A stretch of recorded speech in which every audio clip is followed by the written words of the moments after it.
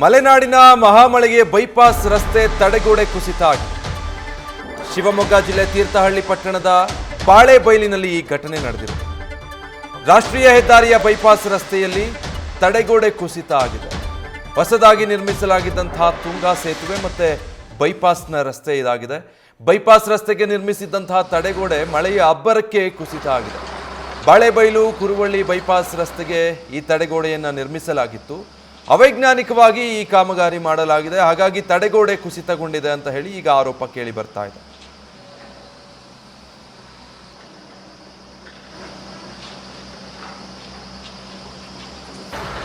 Details ಕೊಡ್ತಾರ ಸ್ಥಳದಿಂದ Prasanna ಲೈವ್ನಲ್ಲಿ join ಆಗ್ತಾ ಇದ್ದಾರೆ.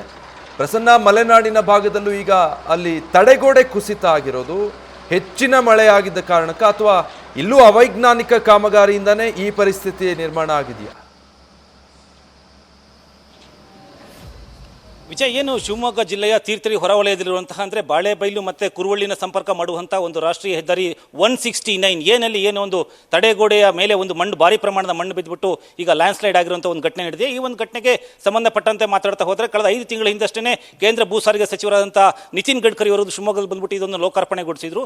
ಹಾಗೆಯೇ ಜನಕ್ಕೆ ಈ ಒಂದು ಮಲೆನಾಡು ಮತ್ತು ಕರಾವಳಿ ಭಾಗದ ಜನಕ್ಕೆ ಈ ಒಂದು ರಸ್ತೆಯ ಸಂಪರ್ಕ ತುಂಬಾ ಅನುಕೂಲ ಆಗ್ತಾ ಇತ್ತು. ಆದರೆ ಸೋಮವಾರ ಒಂದು ತಡೆ ಏನು ಗೋಡೆ ಏನಿದೆ ಆ ತಡೆಗೋಡೆ ಮೇಲೆ ಒಂದು ಅಂದರೆ ಕುರುವಳ್ಳಿ ಭಾಗದ ಮೇಲಿನ ಕುರುವಳ್ಳಿ ಭಾಗದ ಒಂದು ಗುಡ್ಡದ ಮೇಲಿನ ಒಂದು ಧರೆ ಕುಸಿದ್ಬಿಟ್ಟು ರಿಟೈನಿಂಗ್ ವಾಲ್ ಮೇಲೆ ಬೀಳುತ್ತೆ. ಆ ರಿಟೈನಿಂಗ್ ವಾಲ್ನ ಅದನ್ನ ಸರಿಪಡಿಸುವಂಥ ಒಂದು ಯೋಚನೆ ಇರಬೇಕಾದ್ರೆ ನಿನ್ನೆ ಆ ರಿಟೈನಿಂಗ್ ವಾಲ್ ಕೂಡ ಕುಸಿದು ಬಿದ್ದುಬಿಟ್ಟು ರಸ್ತೆಗೆ ಬಿದ್ದಿರುವಂಥದ್ದು. ಹಾಗೆಯೇ ಬಲಬದಿಯಲ್ಲಿರುವಂತಹ ಒಂದು ಜನವಧಿ ಪ್ರದೇಶದ ಮೇಲ್ಗಡೆ ಇದ್ದಂತಹ ಒಂದು ಮರ ಕೂಡ ಕುಸಿದ್ಬಿಟ್ಟು ಈಗ ರಸ್ತೆಯ ಅಂದರೆ ರಾಷ್ಟ್ರೀಯ ಹೆದ್ದಾರಿಯ ಬೈಪಾಸ್ನ ಎರಡೂ ಬದಿಯಲ್ಲಿ ಮಣ್ಣುಗಳು ಬಿದ್ದುಬಿಟ್ಟು ರಸ್ತೆ ಸಂಚಾರಕ್ಕೆ ಈಗ ಅಡಚಣೆ ಆಗಿರುವಂಥದ್ದು. ಇದಕ್ಕೆ ಸಂಬಂಧಪಟ್ಟಂತೆ ಹೇಳಿದರೆ 169 ಏನಲ್ಲಿ ಏನು ರಸ್ತೆ ನಿರ್ಮಾಣ ಮಾಡಲಾಗಿತ್ತು, ಇದಕ್ಕೆ ಸುಮಾರು 56ರಿಂದ 57 ಕೋಟಿ ವೆಚ್ಚದಲ್ಲಿ ಒಂದು 2 ಕಿಲೋಮೀಟರ್ ಅಷ್ಟು ಅಂತರದ ಈ ಒಂದು ರಸ್ತೆ ನಿರ್ಮಾಣ ಆಗಿತ್ತು. ಈ ಒಂದು ರಸ್ತೆ ನಿರ್ಮಾಣದಲ್ಲಿ ಸಂದರ್ಭದಲ್ಲಿ ಅಂದರೆ ಸಂಪೂರ್ಣವಾಗಿ ಮುಂಚೆ ಇಲ್ಲಿ ಏನು ಗುಡ್ಡ ಇತ್ತು ಆ ಗುಡ್ಡನ ಸಂಪೂರ್ಣ ತೆರವು ಮಾಡಿಬಿಟ್ಟು ಅಲ್ಲಿ ಒಂದು ಬೈಪಾಸ್ ರಸ್ತೆ ಮಾಡುವಂಥದ್ದು. ಈ ಒಂದು ಸಂದರ್ಭದಲ್ಲಿ ರಿಟೈನಿಂಗ್ ವಾಲ್ನ ಜೊತೆಗೆ ಮಣ್ಣು ಕುಸಿತಕ್ಕೆ ಲ್ಯಾಂಡ್ ಸ್ಲೈಡ್ಗೆ ಕಾರಣವಾಗಿರುವಂಥ ಅಂಶಗಳ ಬಗ್ಗೆ ಗಮನ ಹರಿಸಿ ಅದನ್ನು ಸ್ಲೋಪ್ ಮಾಡಿ ಅದಕ್ಕೆ ಅವಕಾಶಗಳನ್ನು ಆಗದೇ ಇರೋ ರೀತಿಯಲ್ಲಿ ಮಾಡಬೇಕಾಗಿತ್ತು ಅಂತ ಹೇಳ್ಬಿಟ್ಟು ಜನ ಹೇಳ್ತಿರುವಂಥದ್ದು. ಮತ್ತು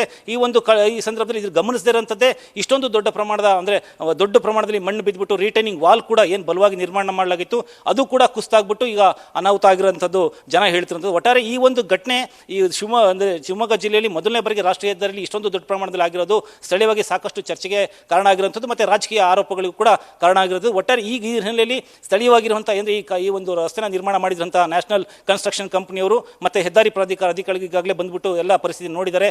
ಮತ್ತೆ ಸಂಬಂಧಪಟ್ಟಂಥ ಏನು ಯಂತ್ರೋಪಕರಣಗಳನ್ನು ಕಳಿಸ್ಬಿಟ್ಟು ಹಿಟಾಚಿ ಆಗಿರ್ಬೋದು, ಲಾರಿಗಳಾಗಿರ್ಬೋದು, ಟಿಪ್ಪರ್ ಆಗಿರ್ಬೋದು ಇದನ್ನು ತಂದು ಇದನ್ನು ಮಣ್ಣು ತೆರವಿನ ಕಾರ್ಯಾಚರಣೆ ಮಾಡೋದ್ರ ಮೂಲಕ ರಸ್ತೆ ಸಂಚಾರವನ್ನು ಮುಕ್ತು ಮಾಡುವಂಥದ್ದು ನಡೀತಿರುವಂಥದ್ದು. Vijay, okay, thank you Prasanna.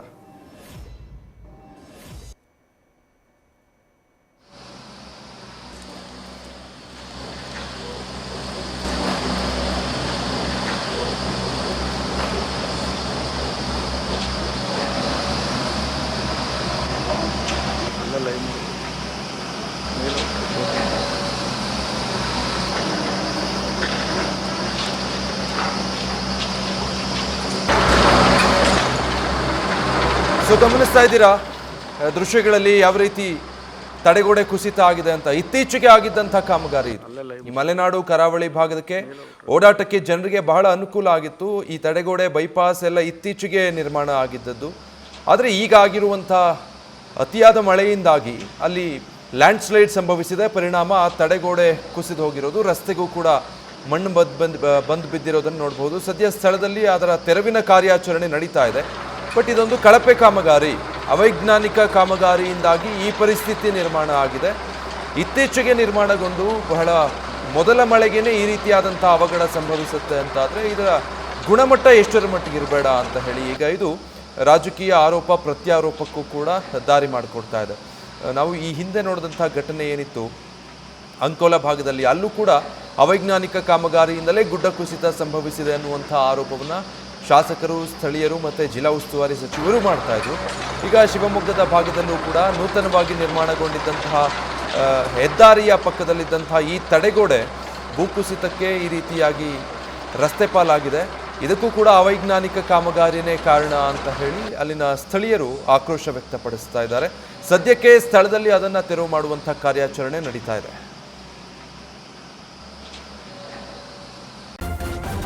News first ನಿರ್ಭೀತಿಯಿಂದ ನಿಮ್ಮ ಪರವಾಗಿ.